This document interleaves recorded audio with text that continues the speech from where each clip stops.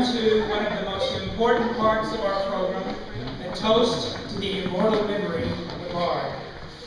The traditional Immortal Memories toast this evening is being presented by Andi Boyd. Andi is the daughter of Buddy and Boots Mackay.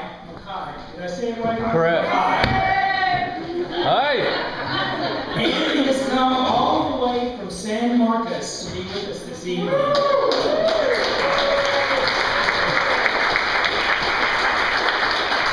Currently, she is getting her MFA in poetry at Texas State. She says that she is going to be a poet it's a poet-to-poet homage. Please help me welcome Andi Boyd.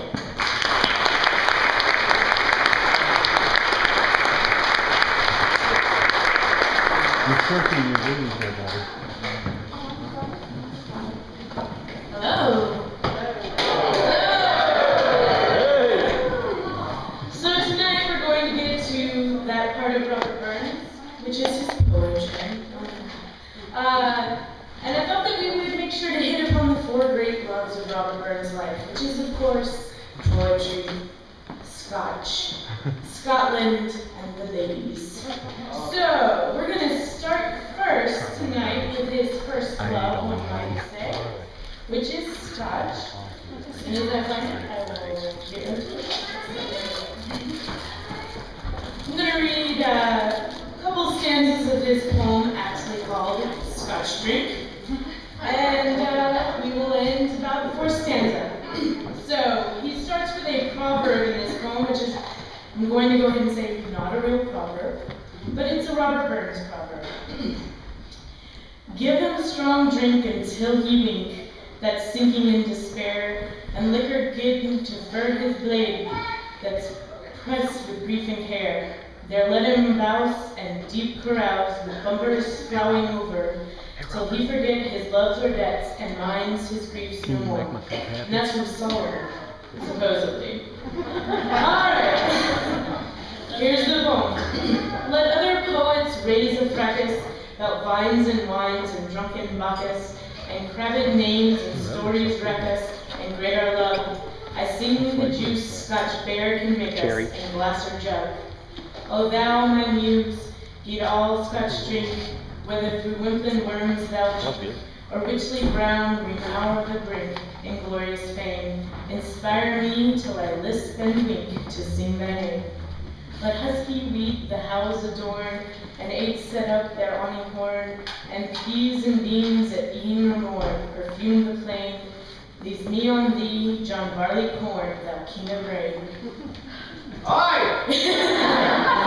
On thee of Scotland chowser food, and simple scones the whale of food, or tumbling in the boiling flood with kale and beef. But when thou pours thy strong heart's blood, there thou shinest chief. Alright. Woo!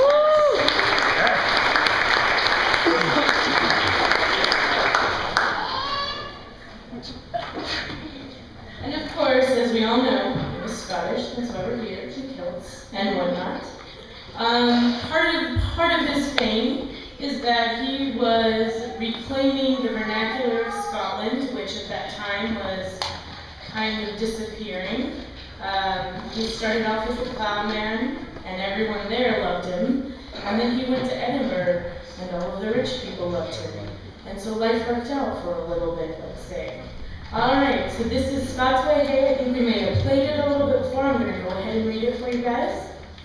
Scots Way Hey. Do it.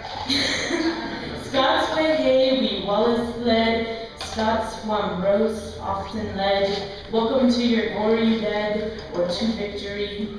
Now's the day, and now's the hour. See the front of battle hour.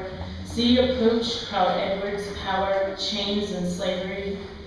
What will be a traitor knave? What can fill a coward's grave? What say base as be a slave? Let him turn and flee. Wave for Scotland's king-in-law, freedom's sword will strongly draw.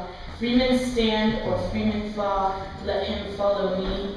By oppression's woes and pains, by your sons in servile chains, we will drain our dearest veins, but they shall free.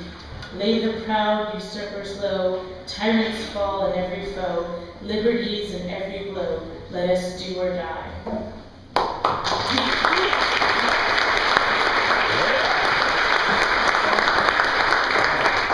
And last, but certainly not least, the bane of Robert Burns' existence was women. He had quite a few of them. Most of them were known. He wrote 2 poems about one, so-called Mary, which nobody's quite sure who she is. So I'm going to read this poem that he wrote to her, the mysterious lassie. It's called Highland Mary. Ye banks and braes and streams around the castle of Montgomery, green be your woods and fair your flowers, your waters never drum thee. There simmer first, unfold her robes, and there the latest tarry, for there I took the last farewell, O my sweet Highland Mary. How sweetly bloomed the gay green birk, how rich the hawthorns blossom, and underneath their fragrant shade I clasped her to my bosom. The golden hours on angels' wings flew o'er me, and my dearie, for dear to me as light in life was my sweet Highland Mary. When many a vow and locked embrace our parting was for tender, and pledging oft to meet again, we told ourselves asunder. But oh, fell death's untimely frost that nipped my flower so early, now brings the sod and holds the clay that wraps my Highland Mary.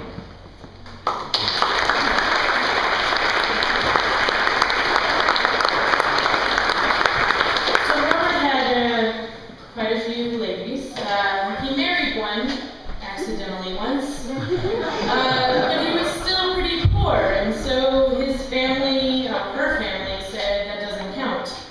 So he went to Edinburgh, and then he became quite famous as a poet, and when he finally made it back to her, her parents were like, all right, yeah, now you can get married. So, as we raise our toast to Robert Burns, lift your glasses, whatever they may be. From poet to poet, Robert Burns, for not only one of the only world's poets that still has a letter to him around the world, but to the only poet, I'm quite sure, that convinced someone's parents it was a good idea to marry him because he was a poet. A toast.